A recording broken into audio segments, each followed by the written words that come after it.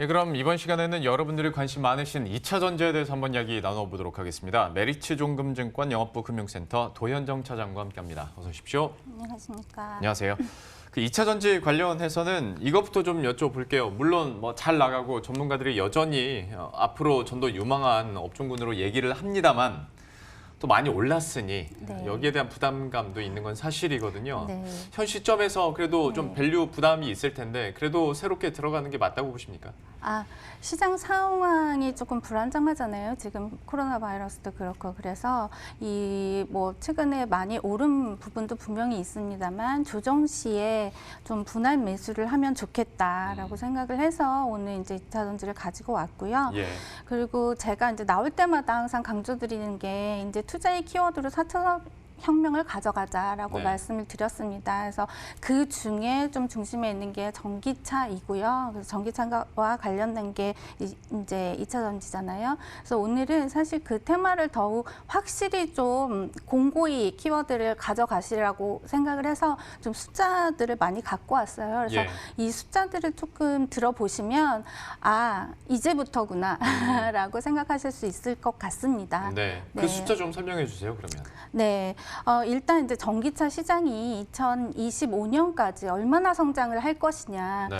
그 카 메이커들 기준으로 하면 지금 2025년에 한 2,900만 대를 얘기를 하고 있습니다. 근데 글로벌 차 생산량이 판매 대수가 1억 대라고 가정을 했을 때 그러면 점유 침투율이 29% 정도 되잖아요. 네. 아니면 리서치 기관에 또 조사들이 있습니다. 리서치 기관들은 조금 낮습니다. 그래서 침투율을 10%로 보는 기관도 있고 20%로 보는 기관도 있습니다. 그러면 우리가 여기서 좀 보수적으로 가정을 해서 한 15%다라고 하면 그 15%라고 가정을 해도 지금 2025년까지 연평균 지금 36% 성장을 하게 됩니다. 네. 이렇게 연평균 꾸준하게 36%를 성장할 수 있는 산업은 그리 많지 않습니다. 그렇죠. 그래서 네. 우리가 이제 그 숫자를 보고 가야 될 것 같고요. 그렇다면 이제 전기차 메이커들도 이제 부지런히 만들어내는데 그 핵심에 있는 게 배터리입니다. 그래서 다행히도 이제 우리나라의 그 배터리 대표적인 배터리 업체가 이제 3사가 있고요. 예. 그리고 해외에 또 3개사 정도가 있습니다. 이렇게 해서 6개 회사가 사실은 글로벌 이 배터리 팩 메이커 업체 중에서 시장을 지금 한 70% 이상 점유를 하고 있고요. 예. 향후에는 그 의존도가 더 높아질 거라고 생각을 하고 있습니다. 예. 지금 앞으로의 전기차 향후 미래 방향성이나 또 여기에 따른 뭐 시장 확대에 대한 이야기들 수치를 통해서 얘기를 해주셨는데 그 앞에서 한 6개 업체가 주도를 하고 있다. 그 부분에 대해서도 잠시 후에 제가 질문을 드리겠지만 지금 유튜브 채팅창에서도 올라오는 것처럼 2차 전지하면 언제부턴가 우리나라에서도 테슬라 주가 먼저 보거든요. 그리고 그 뉴스 먼저 검색을 하게 되는데 테슬라가 뭐 주가 엄청나게 오른 거야 이제 너무 많은 분들이 아실 테고 유상증자 2조 4천억 원 정도? 그러니까 여기도 진짜 물 들어올 때도 엄청 졌습니다. 발표되고 나서 물론 주가 잠시 급락했다가 다시 회복을 했는데 좀 이게 우리 증시에서 2차 전지주들에게 어떤 영향을 줄까? 이거는 잘 가늠이 안 되세요. 근데 말씀드린 대로 지금 전방 산업이 엄청나게 확대되고 있잖아요. 예. 그런 가운데서 생산을 해 나가려면 증설이 이거는 필수적입니다. 그래서 유상증자가 무조건 나쁘다고 생각하시면 안 될 것 같습니다. 필요한 유상증자는 자금 조달이 필요하니까요.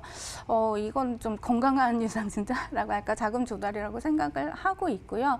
테슬라는 굉장히 전기차의 상징적인 그런 기업이고 그래서 그냥 상징으로 끝날까 했는데 작년에 실적을 보면 이 흑자를 절대 못 낼 것 같다고 생각했던 이 회사가 흑자 전환을 하고 판매 대수도 굉장히 증가를 하고 있잖아요. 그래서 최근에 얘기되는 테슬라에 관해서는 지금 뭐 BMS 기술이나 소프트웨어 기술이나 이런 게 다른 전기차 지금 메이커들이 좀 보다 한 차원 앞서 있다라는 얘기들이 많이 나오고 있습니다. 그래서 그 기대감으로 좀 주가가 크게 상승하고 있는 상황인 것 같고 예.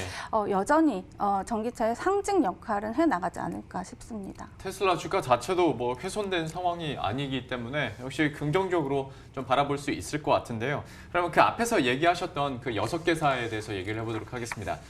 아직까지는 그래도 시장이 그렇게 큰 편은 아니고 그런데 이제 6개사가 만약에 서로 공급을 늘리면서 경쟁적으로 일을 하다 보면 공급 과잉에 대한 걱정도 단기적으로는 좀 나올 수도 있겠다라는 생각이 있는데 여기에 대해서는 좀 어떻게 평가하세요?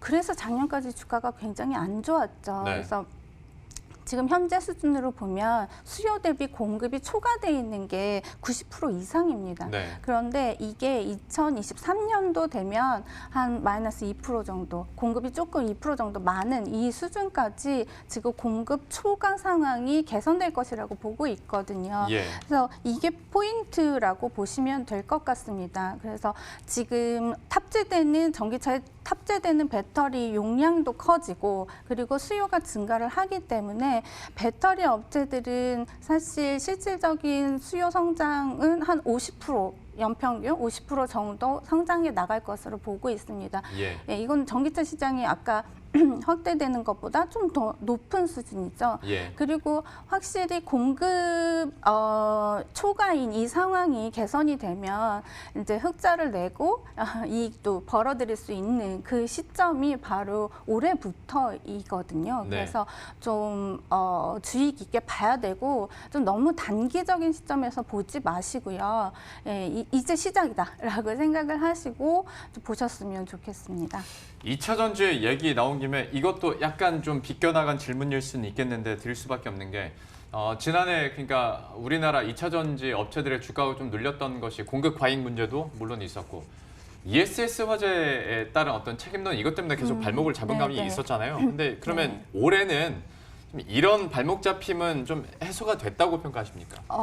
ESS는 좀 국내적인 문제가 아니었나 싶습니다. 그렇죠. 네. 예, 해외에서는 그런 화재나 이런 발생이 없었거든요. 네, 그래서 국내 증시에서 계속 눌렸으니까. 그렇죠. 예. 그런데 타이밍상 보시면 제가 지금 말씀드린 이 부분이 아마 이제 투자 포인트가 될 것 같습니다. 그래서 이제 공급보다 수요가 늘어나는 이 상황. 근데 1분기까지는 아직 공급이 좀 더 늘어나는 상황이기 때문에요. 네. 본격적으로 그런 그 수요가 늘어나는 그 상황은 한 2분기 정도로 보시면 되고요.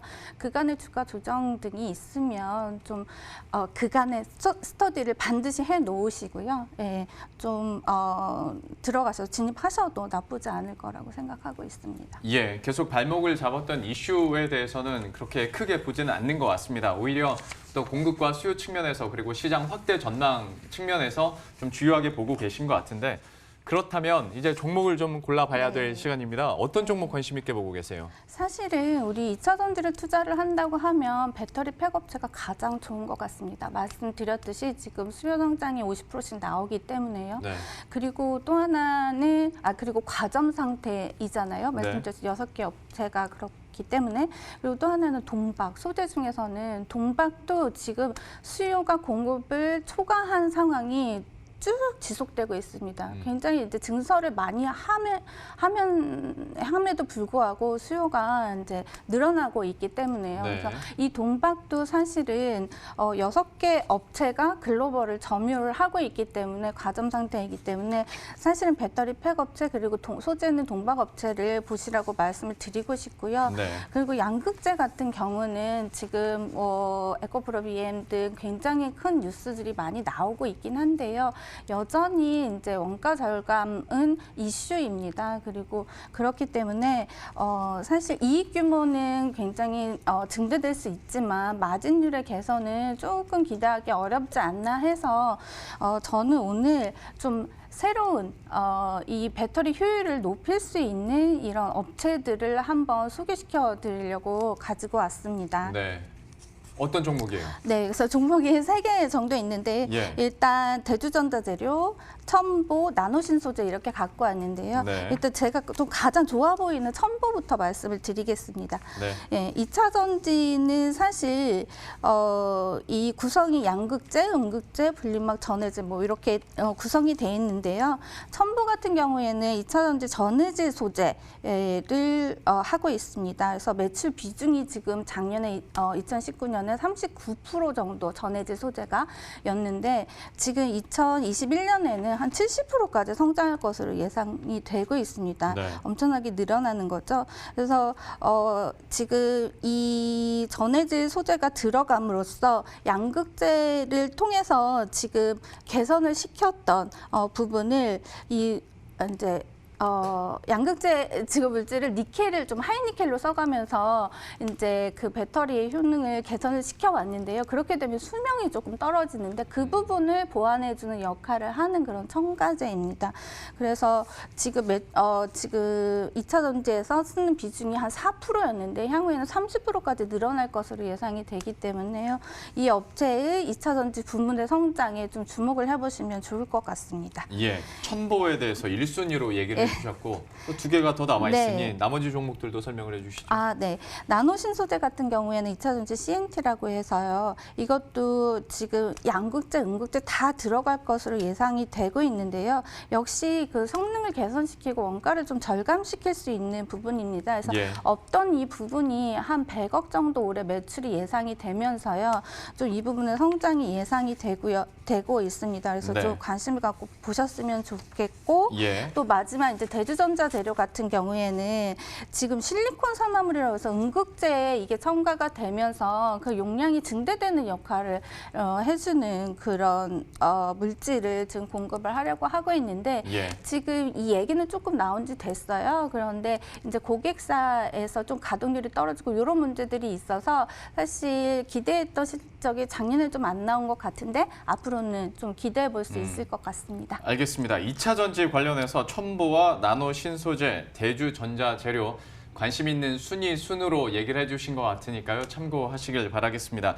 메리츠종금증권 영업부 금융센터 도현정 차장과 함께했습니다. 고맙습니다. 감사합니다. 예, 그럼 저희도 여기서 인사드리도록 하겠습니다. 오늘 시장도 끝까지 현명한 판단하시고요. 저희들은 내일 이 시간에 또 새로운 종목과 전략 들고 다시 찾아뵙도록 하겠습니다. 시청해주신 여러분 고맙습니다.